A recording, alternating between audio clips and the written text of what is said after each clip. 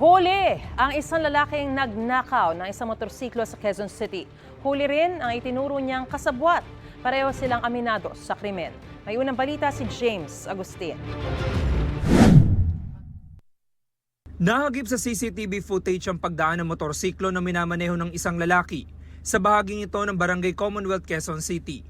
Ang kuhang yan, ilang minuto matapos palang tangayin ng lalaki ang motorsiklo. Ayon sa pulisya, agad na nakapag-report sa kanilang may-ari.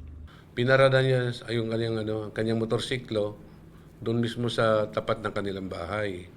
Then mga mag-alas 2 na gusto niya nang gamitin ito, doon niya na-discover na nawawala na pala yung kanyang motorsiklo. Sa tulong ng CCTV at isang saksi, naaresto sa follow-up operation ang 24 anyo sa sospek. Itinuro naman niya ang kasabwat, kaya inaresto rin ang 30 anyo sa sospek sa Maynila. Yung ating pangalawang suspect po siya ang taga palit ng mga pyesa at saka mga accessories nitong motorsiklo para maging bago sa paningin at at the same time siya rin mismo ang magsasala nito o magbibinta nito sa murang halaga. Nabawi sa kanila ang ninakaw ng motorsiklo. Ang dalawang sospek na dati nang nakulong dahil sa kaso may kinalaman sa droga, aminado sa nagawang krimen.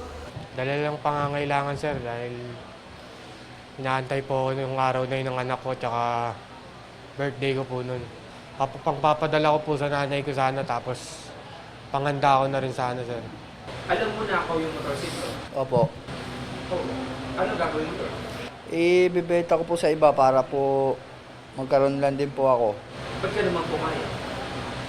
Wala po akong trabaho eh. Wala po akong pangkain.